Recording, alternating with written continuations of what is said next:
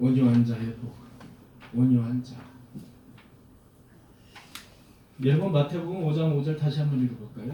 예, 우리가 가장 간과하기 쉬운 말씀이 팔복 중에 온유한 자입니다. 다시 한번 읽어보도록 하겠습니다. 시작. 온유한 자는 복이 있나니. 예, 도통 이해도 안 갑니다. 그리고 온유한 자가 무엇인지도 우리는 개념적으로 형이상학적이라서 잘 이해가 안 옵니다. 예, 탁 머리에 온유한 자, 무슨 온유한 자가 뭔지 우선 개념 정리가 안 돼요. 그 다음에 온유한 자가 땅을 받는다는 땅을 받는다는 것도 개념 정리가 안 됩니다. 온유한 자가 어떻게 땅을 받아서 부동산 부자가 되나? 그럼 나도 온유한 자가 한번 돼볼까? 이게 도대체 이해가 안 가는 팔복 중에 가장 이해가 안 됐어요. 저는 이 부분이. 이 온유한 자는 땅을 기업으로 받는다는 것이 가장 이해가 안 됐습니다. 그래서 여러분과 온유한 자라는 말씀을 나누기 위해서 제가 일주일 내내 이 말씀을 가지고 묵상을 했는데 저는 처음에는 평신도 시절에는 이 온유한 자가 땅을 기업으로 받는다고 해서 그래 참 역시 하나님이 참 이렇게 땅도 주시는구나. 참 마음이 온유하고 이렇게 점잖고 여러분 온유라는 말이 뭡니까? 온자가 따뜻한 온자예요. 유자는 부드러울 유자입니다.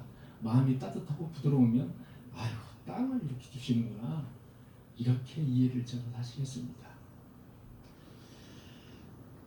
여러분과 이 구절을 한번 오늘 잘 보시고 여러분과 함께 은혜를 받았으면 합니다. 온유라는 말은 따뜻할 온자 부드러울 유자 해서 온유 이렇게 썼습니다. 번역한 말입니다. 무엇을 번역했느냐? 헬라어 프라우스라는 말입니다. 이 온유하다라는 말은 헬라어 프라우스라는 말에서 그것을 번역을 우리가 온유라는 말로 번역을 했습니다. 그럼 프라우스라는 말은 무엇인가? 사전을 찾아보면 온유함 이렇게 나옵니다. 그런데 이걸 가지고는 도저히 온유가 무엇인지 알 수가 없어요. 그래서 구약에는 도대체 온유함이라는 그 구약의 히브리어는 무엇으로 썼을까 찾아봤습니다. 그랬더니 구약은 아나부라는 명사를 썼습니다. 아나부. 신약과 구약은 다르죠? 네. 신약은 헬라어로 써져 있죠? 구약은 뭐로 써져 있습니까? 히브리어로 써져 있습니다. 그래서 히브리어로 온유라는 단어는 아나부라는 단어입니다. 아나부라는 단어를 찾아보니까 첫째 겸손이라고 나옵니다. 겸손. 그 다음에 둘째 온순, 셋째 가난함 이렇게 나옵니다. 그래서 프라우스나 아나부나 온유함이라는 말은 우리가 가장 알기 쉽게 이야기하는 말이 바로 겸손이라는 말로 대처해도 되겠구나 이렇게 생각을 했습니다. 그래서 마음이 부드럽고 마음이 온유하고 겸손한 자, 이 사람에게 온유라는 단어를 붙일 수 있다. 여러분 프라우스라는 말을 우리가 한번 여러분과 함께 말씀을 나눈 적이 있습니다. 이 프라우스라는 말은 야생마가 주인에게 길들여져서 자신의 원래 성품을 억누르고 주인에게 복종하는 형태, 그것이 프라우스라고 했습니다. 그것이 바로 온유이고 그것이 바로 겸손이다. 여러분 민수기 12장 3절을 보니까 이 사람 모세는 온유함이 지면의 모든 사람보다 더하다. 모세가 온유한 사람이다라고 나왔습니다.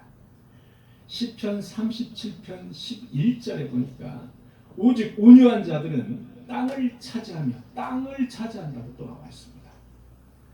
풍성한 화평으로 즐거워하리로다. 온유한 자는 땅을 차지하고 풍성한 화평함으로 즐거워한다고 나와 있습니다.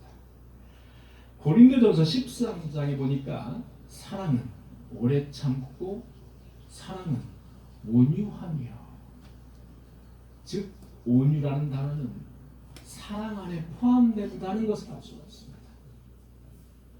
야고보서 3장 12절에 보니까 너희 중에 지혜와 총명이 있는 자가 누구뇨? 그는 선행으로 말미암아 지혜의 온유함으로 그 행함을 보일지니라. 지혜의 온유함으로, 온유함은 지혜로움과 맞바꿀 수 있는 단어다라고 보여지는 그 성경 말씀인 것입니다.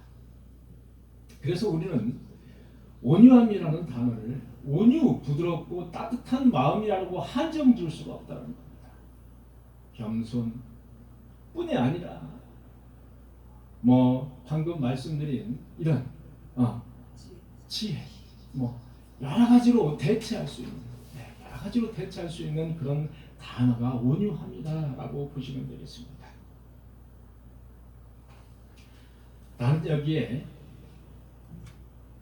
내가 얼마나 해당하는지 여러분들 한번 찾아보시기 바랍니다. 제가 온유함이라는 단어를 이곳저곳 이곳 성경 모든 곳에서 제가 쭉 나열해서 뽑아서 엑기스를 여러분에게 한번 말씀을 해드리려고 합니다. 온유라는 단어, 하나님을 향한 겸손과 순종의 태도. 여러분, 나는 이 부분에 얼마나 해당하는지 여러분들 스스로 한번 체크를 해주시기 바랍니다. 자신의 입장을 관찰하기 위해서 자신의 힘을 과시하기보다는 자신을 내세우지 않고 하나님의 뜻이 가장 선한 것임을 신뢰하면서 그분에게서 해결책을 찾는 지혜로운 태도, 또한 그 결과를 하나님의 인도하심으로 신뢰하는 태도,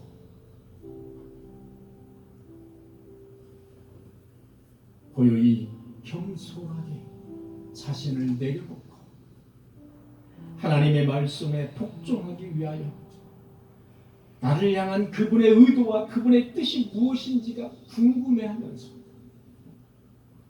여호와를 소망하고 갈망하는 사람, 성냄을 자제하고 잘 참을 줄 아는 사람, 침착하고 부드러운 답변을 할 줄 아는 사람, 다른 사람이 뜨거울 때 자신은 차가움을 유지할 수 있는 사람, 다른 사람이 차가울 때 자신은 뜨거움을 그대로 유지할 줄 아는 사람,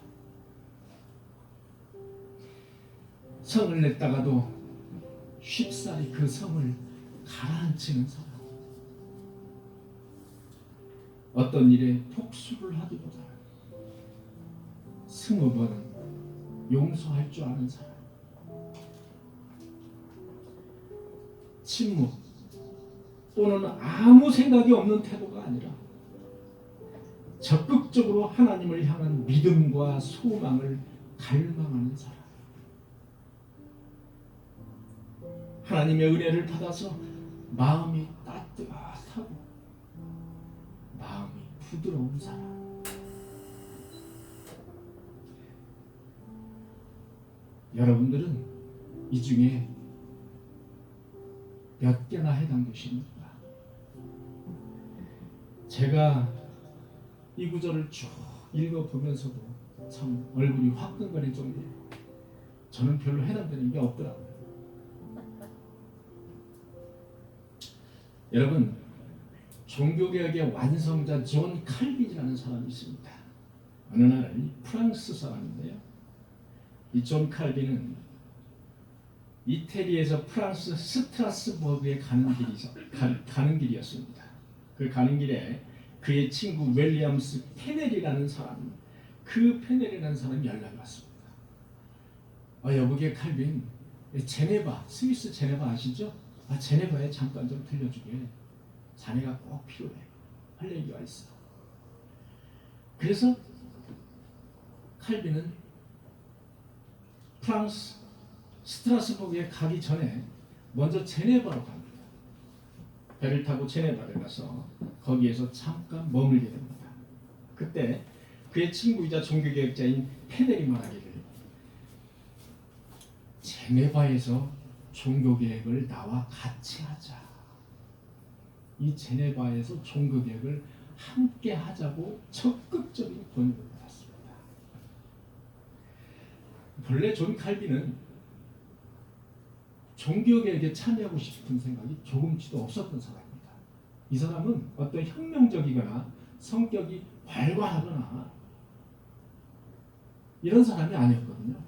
이 학자 스타일이어가지고 종교개혁하고는 거리가 먼 사람이었어요.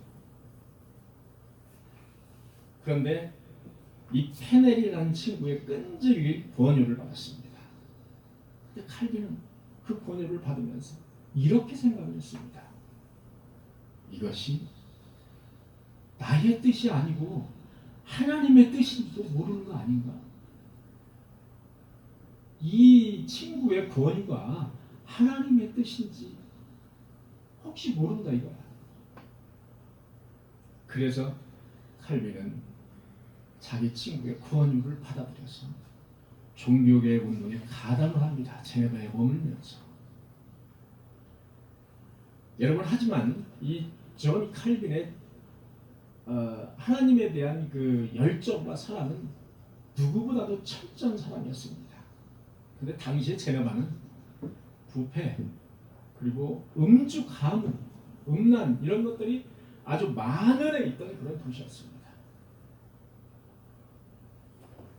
철저한 하나님을 기반으로 한 교회 정치, 이것이 바로 칼빈의 그 철학인데, 종교 철학인데, 이것을 이제 페넬이라는 자기 친구와 함께 종교 개혁을 이제 제네바에서 시작을 하려고 막 하는데, 제네바에 있는 그 시에서 도저히 받아주질 않는 겁니다.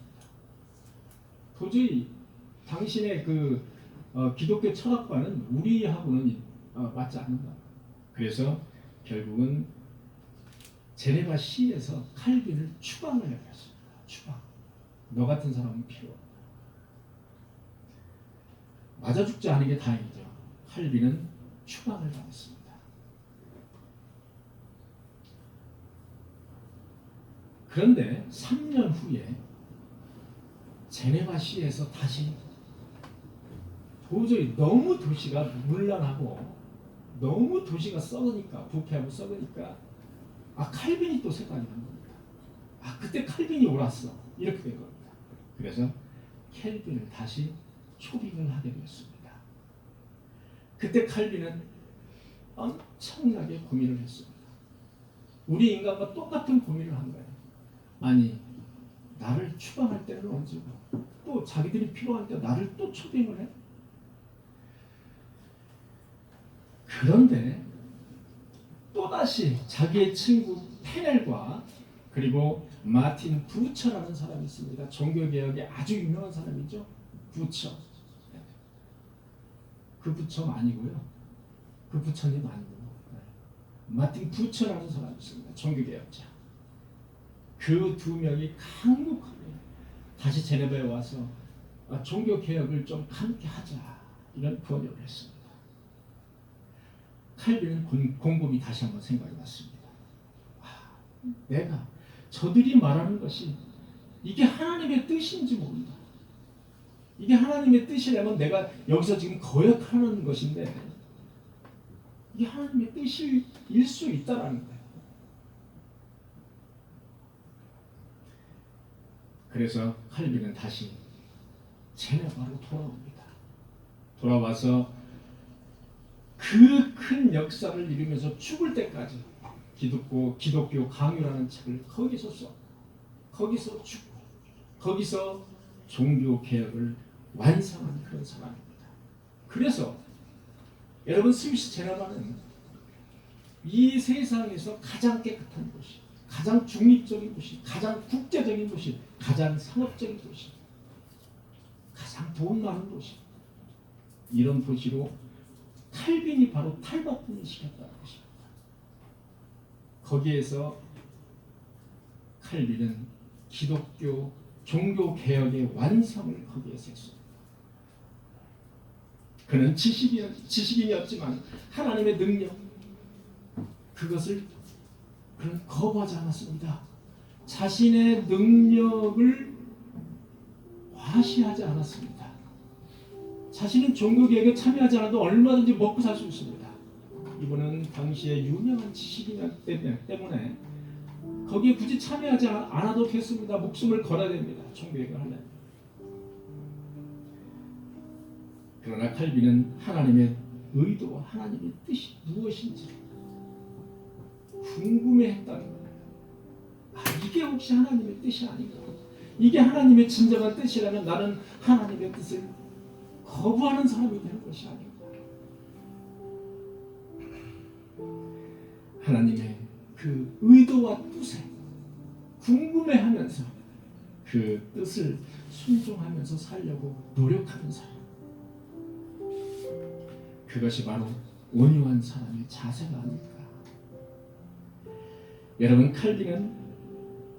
하나님은 이 칼빈이라는 사람을 통해서 종교 개혁이라는 것을 완성을 했고 교회사에 큰 획을 그은 아주 위대한 사람으로 칼빈을 도구로 사용하셨다는 사실입니다. 그것이 바로 온유라는 단어입니다.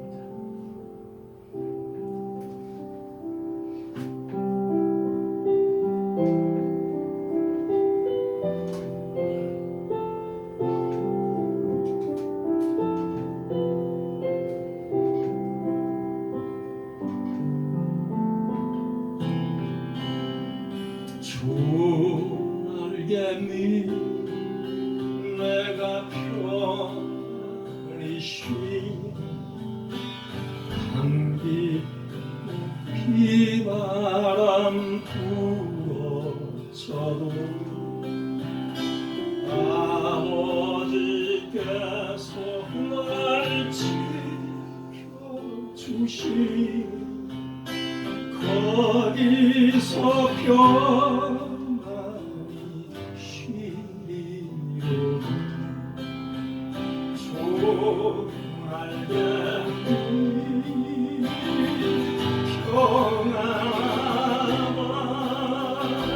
그 사랑 그 자리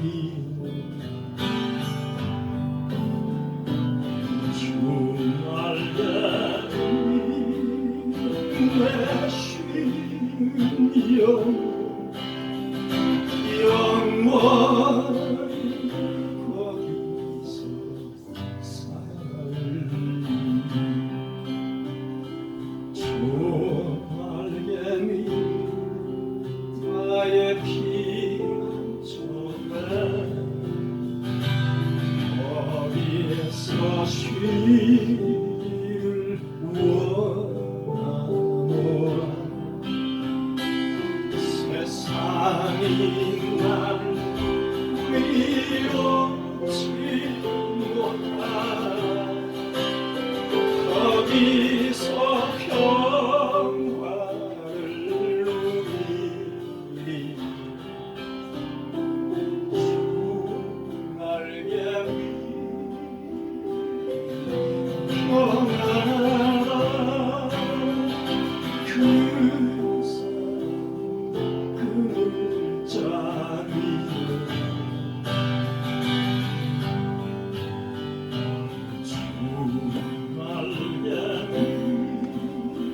내 심령 영원히 거기서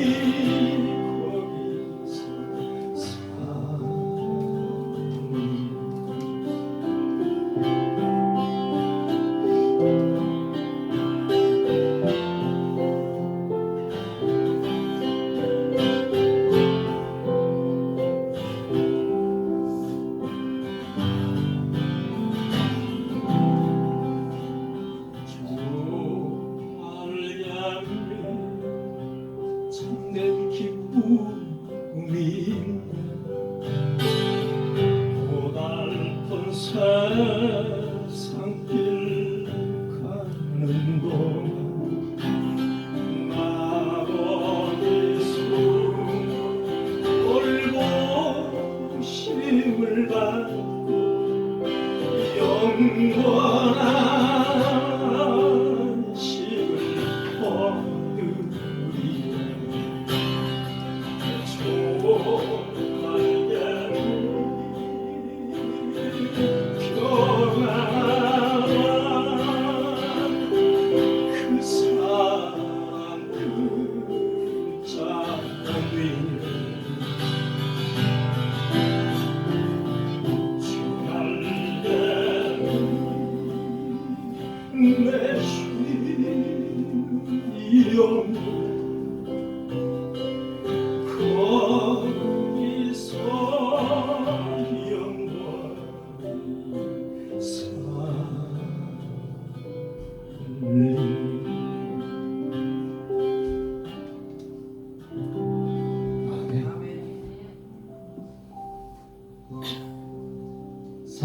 성도 여러분, 하나님의 뜻과 하나님의 의도가 무엇인지 궁금해하는, 그래서 그분의 뜻에 순종하면서 사는 그런 온유한 자가 됩니다. 저와 여러분들이 되시기를 간절히 소망합니다. 여러분, 성경에서 대표적인 온유함을 찾는다면 모세라는 사람이 있습니다. 모세. 하나님께서는 모세를 온유한 자라고 지칭을 하고 계십니다. 그리고 노아라는 사람도 있습니다. 120년이나 산꼭대기에다가 생뚱맞게 배를 지은 사람, 하나님의 명령에 순종하면서 그런 사람들이 있습니다. 그런데 온유한 사람의 대표적인 인물은 바로 예수 그리스도입니다.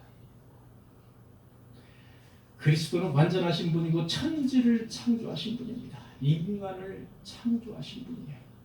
그분은 인간의 죄를 대신해서 십자가에 죽으시기 위해서 인간으로 오셨습니다. 죄가 없음에도 결박당하고 모욕당하고 벗김을 당하고 그리고 처참하게 십자가에서 죽기까지 했습니다. 그러나 끝까지 아버지 하나님의 뜻이 무엇인지, 그 아버지 하나님의 뜻이 무엇인지 그분은 알았기에 십자가 현장을 이탈하지 않았습니다. 묵묵히 하나님의 명령을 순종하는 그 바로 온유의 대표적인 그분이 바로 예수 그리스도다. 여러분, 십자가에서 얼마든지 고통을 감내하지 못하면 뛰어내릴 수도 있습니다. 예수님은 바로 하나님의 독생자 아들이기 때문에 무엇이든지 할 수 있는 겁니다. 뛰어내리는 것은 아무것도 아닙니다.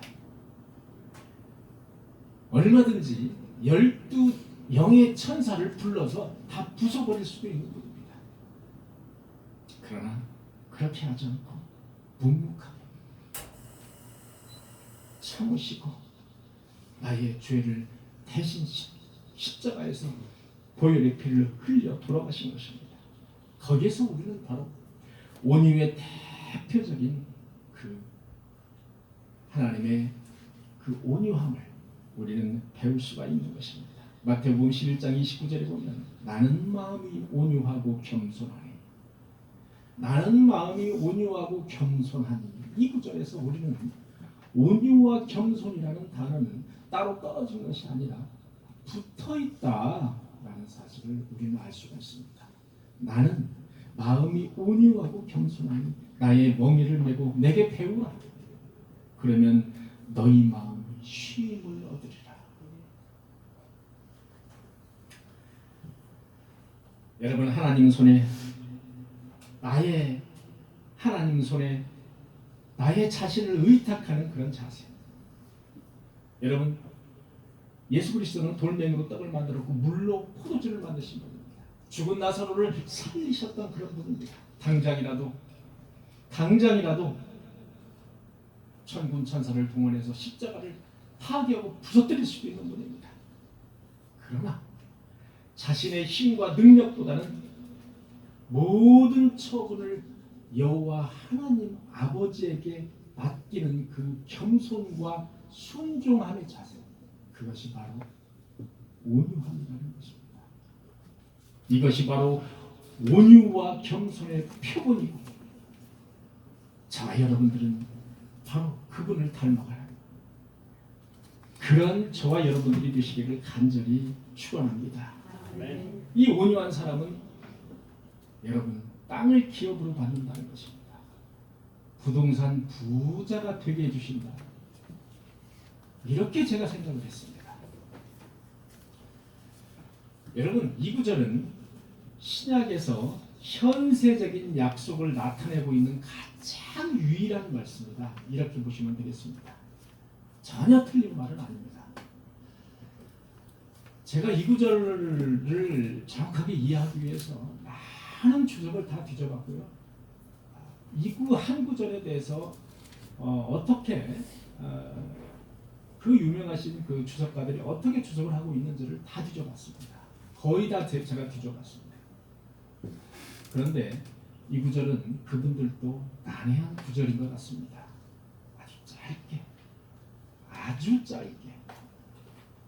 아주 짧게 주석을 하고 말하셨습니다. 그 부분은 아마도 이것은 자신들이 정확하게 주석하기에는 난해한 그런 구절이다라고 이제 느껴서 그런 것일 것입니다. 그래서 저는 땅을 기업으로 받는다는 그 의미가 일단 우리가 쉽게 받아들일 수 있는 이 땅이라는 말도 그냥 땅입니다. 토지, 땅, 그렇게 되었습니다. 이 의미가 전혀 없지는 않다. 그래서 온유하고 마음이 부드럽고 마음이 따뜻한 사람 여러분 아주 못 사는 사람 봤습니까? 못 봤죠? 못 보셨을 겁니다. 그런 의미에서 하나님이 그들에게 이런 복도 주시는 거구나라고 이해를 해도 그것이 크게 틀린 것은 아니다. 그런데 그것보다 더 중요한 것이 있더라 이 얘기입니다. 여러분 창세기 12장 1절 말씀 여러분 잘 한번 들어보시기 바랍니다. 자, 창세기 12장 1절의 말씀을 제가 읽도록 하겠습니다. 1절에 보니까 여호와께서 아브라함에게 이르시되 너의 고향 그리고 친척 너의 아비의 집을 떠나 내가 네게 보여줄 그 땅으로 가라. 이렇게 되어 있습니다. 그 땅으로 가라. 자, 창세기 12장 1절에 이렇게 되어 있는데 창세기 12장 5절을 보니까 아브라함이 그의 아내, 조카, 모든 소유와 얻은 사람들을 이끌고 가나안 땅에 들어갔더라. 이렇게 되어 있습니다. 자, 가나안 땅에 들어갔습니다. 땅. 그 하나님께서 말하는 그 지정하신 땅이 바로 가나안 땅이었습니다. 여러분 출애굽기 6장 8절을 보니까 아브라함과 이삭과 애굽에게 주기로 맹세한 그 땅으로 너희를 인도하고 그 땅을 너희에게 주어 기업을 삼게 하리라. 나는 여호와 하나님이라. 여기도 마찬가지로 모세가 애굽 땅을 떠나서 어디로 가라고요? 가나안 땅으로 가라. 성경은 가나안 땅이 공통적인 땅이었습니다. 여러분 근데 이 땅은 처음에 아담과 하와에게 허락된 땅이 있었습니다. 그게 어디죠? 에덴 동산입니다. 아담과 하와가 살 수 있도록 허락한 땅. 그 땅이 에덴 동산이었습니다. 그 허락한 땅은 물론 물리적인 공간입니다. 물리적인 공간, 1차원적인 공간이라는 얘기죠. 없어서는 안 될 생명의 공간입니다. 거기에서 아담과 하와가 생육하고 번식해야 되고 하나님의 말씀 안에서 하나님의 명령 안에서 그 질서 안에서 원리 안에서 하나님의 가치관 안에서 거기에서 살아야 되는 그 땅을 여호와 하나님은 아담과 하와를 창조하시고 그 땅을 주셨다 이겁니다.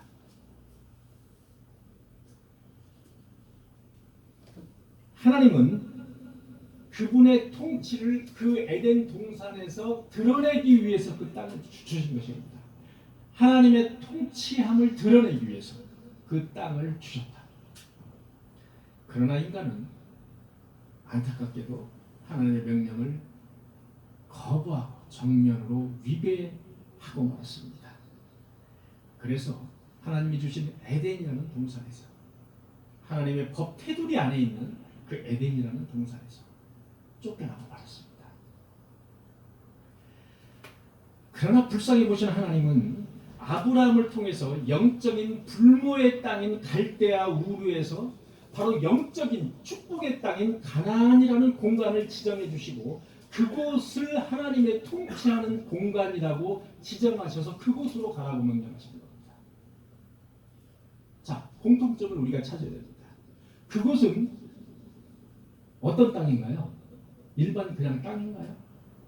하나님의 통치 아래, 하나님의 말씀 아래 하나님이 계획하신 그런 땅입니다. 그 땅이 바로 에덴 동산이고 그 땅이 바로 가나안이라는 사실입니다. 여러분 그러나 타락한 인간은 끊임없이 가나안에서도 우상을 만들어냈습니다. 하나님보다 높아지려고 교만을 했습니다. 그까짓 거 없으면 어때? 우상덩어리 송아지도 만들었습니다. 거기에 절하고 그것을 섬겼습니다. 여호와 하나님은 수많은 선지자들에게 경고를 내렸습니다. 말을 듣지 않으면 이렇게 하겠다. 그러나 이스라엘 백성들은 말을 듣지 않았습니다. 그래서 결국 가나안을 바벨론과 아수르에게 70년간 여호와 하나님은 넘겨버렸습니다. 철저히 회개를 하고 돌아온 이스라엘 백성들이었던 것처럼 보였습니다. 그러나 그들은 다시 다 이렇게 잊어버리고 타락을 하기 시작했습니다.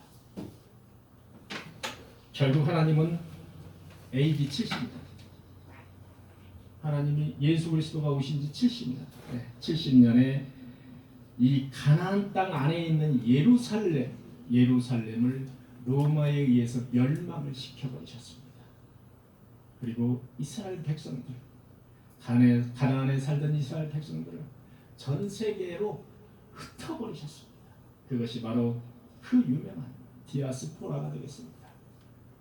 이스라엘 백성들은 이제 나라가 없고 갈 곳이 없습니다. 전 세계에 가서 거부살이를 해야 됐습니다. 땅이 없습니다. 그렇다면 이 온유한 자가 받는 성경에서 말하고 있는 그 땅이라는 것은 어떤 땅을 의미하는 것이냐? 무엇을 의미하는 것이냐?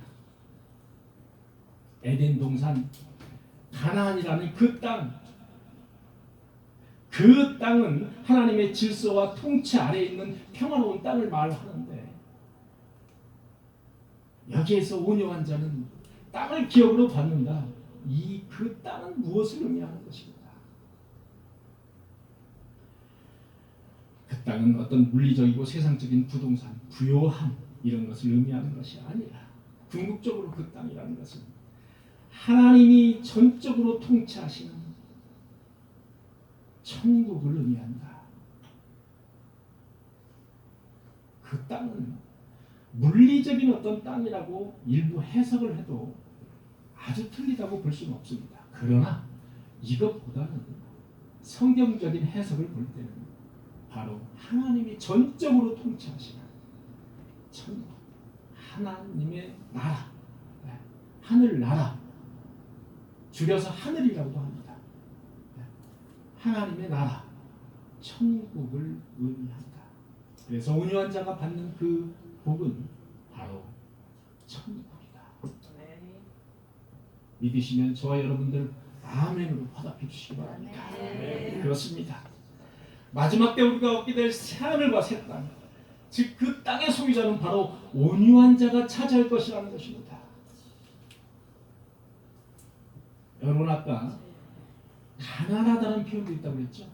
여러분 3절에 보면 심령이 가난한 자는 복이 있나니 어떻게 될 거라고요? 천국이 그렇습니다.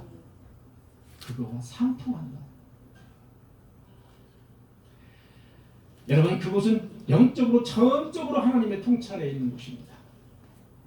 이 세상에서의 땅의 소유함, 그 부요함은 잠시입니다.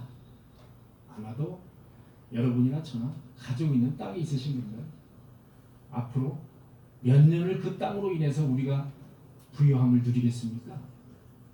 잠시, 아주 잠시다. 그러나 그 하늘의 나라, 하나님이 통치하는 하늘의 나라는 영원함을 믿습니다. 그것은 바로 영원한 부요함이 그 나라라는 것입니다. 우리는 온유와 겸손이라는 하나님의 말씀을 붙잡고 늘 살아내야 합니다. 제가 지난 주간에 어떤 일이 있었습니다. 제가 어떤 일이 있었는데 아주 충격적인 그런 일이 있었어요.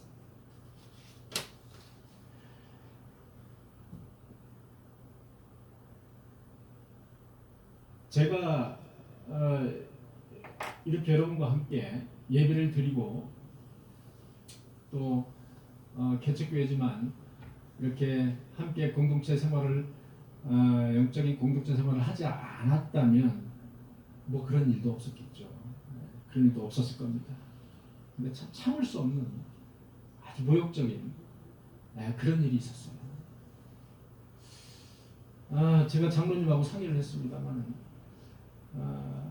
야 우리가 하나님을 믿고 이게 임직식이 가깝고 또 이렇게 교회를 설립하고 이렇게 가는 이 앞길에 야 이렇게 마귀 사탄이 이렇게 방해를 하는구나. 제가 절감을 하고 있습니다.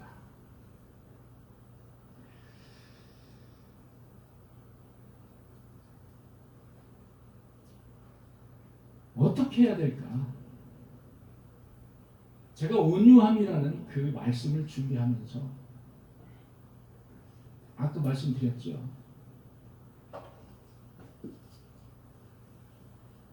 성을 내도 금방 참아라. 성을 내도 금방 풀어져야. 그리고 20번 이상이라도 참아야 된다.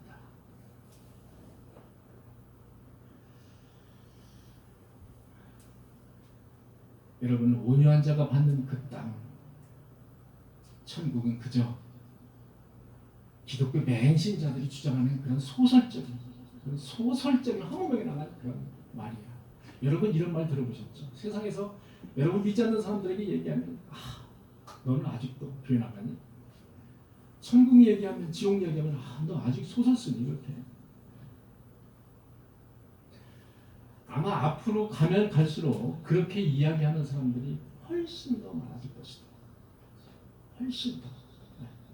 어제도 어떤 목사님이 오셨는데 그런 말씀을 하셨어요. 코로나 시대를 이야기하면서 쭉정이와 알곡을 분리하는 그 기계의 역할을 하는 것이 코로나일 것이다. 이렇게 말씀을 하셔요. 그래서